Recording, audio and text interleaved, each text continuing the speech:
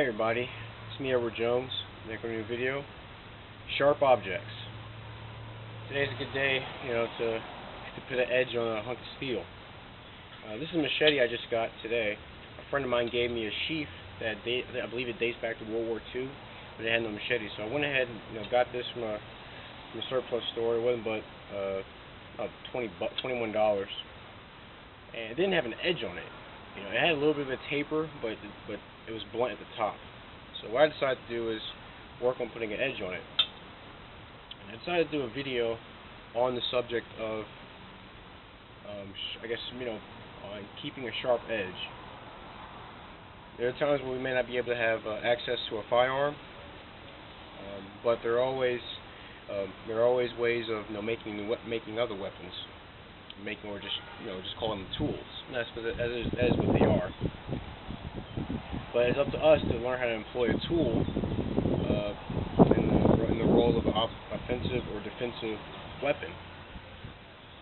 And one of the ways we can do that is learning how to put an edge on vast materials that we find around us. Now, I always do keep a sharpening stone with me. I'll show that in a minute. Rather in a second. That's a diamond stone that I always keep on me. I always keep my pocket knife on me. Actually, two pocket knives, counting my multi-tool. And if I ever use it, I need to learn how to put an edge on it. I need to keep an edge on it so that it stays sharp, so that it's sharp for whenever I need it. I don't cut a lot of cardboard with it, but cutting plastic will cause the edge to go down a bit. But what if you don't have access to a sharpening stone?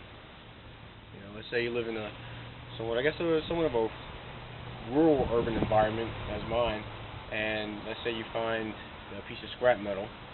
It has a bit of a taper on it, it's a bit jagged, but you need to put an edge on it. Well, as you see right here, I'm using a cinder block.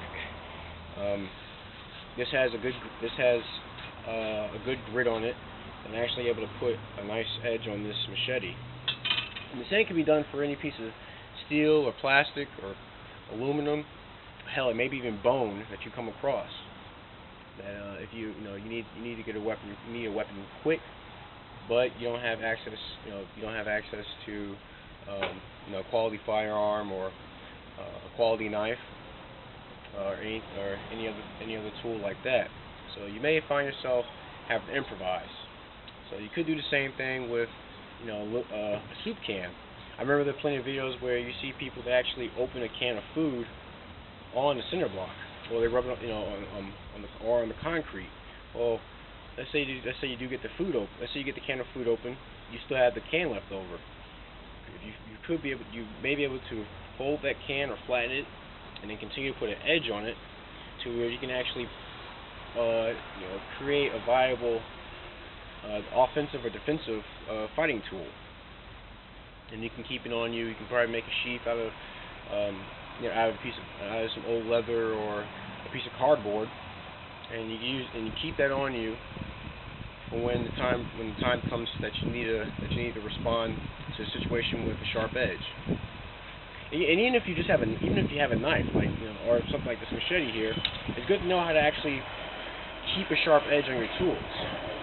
Because before I put an edge on this, got a plane coming. I think it was a plane overhead, or maybe a train, or maybe a truck on the train tracks. But anyway, before I put an edge on this, in all intents and purposes, it was just a hunk of metal. It was just a metal bar. It took putting an edge on it with a Dremel tool and a Lansky puck, and now this cinder block to make it a real machete.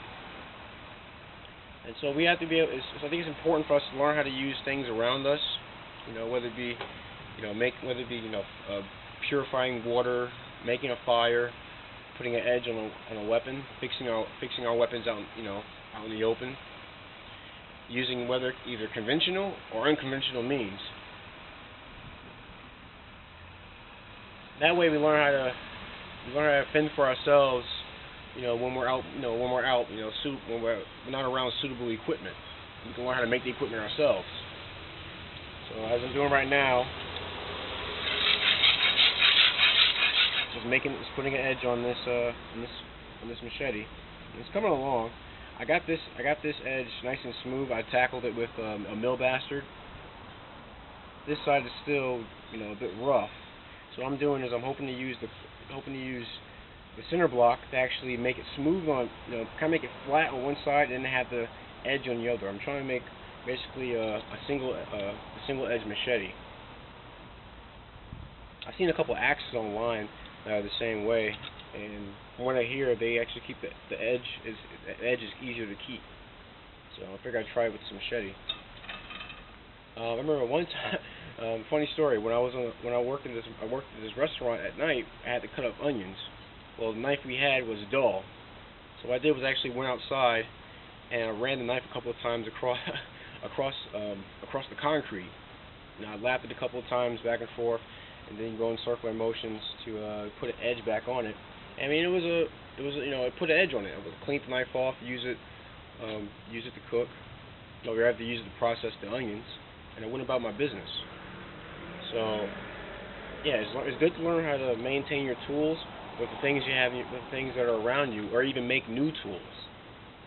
Whether it be from a broken piece of some broken scissors, or a soup can, or beer can, a T-bone, which I've done that before. I actually made a poking tool with a T-bone. But that's my video. If you have any questions or comments, please feel free to leave them in the comment section. Any gripes or complaints, go ahead and throw them at me. Only ask you to be civil to the people who are leaving comments and viewing this video. But that's it. Sharp Objects. I'm Edward Jones. New hat today too. And thanks for watching my video.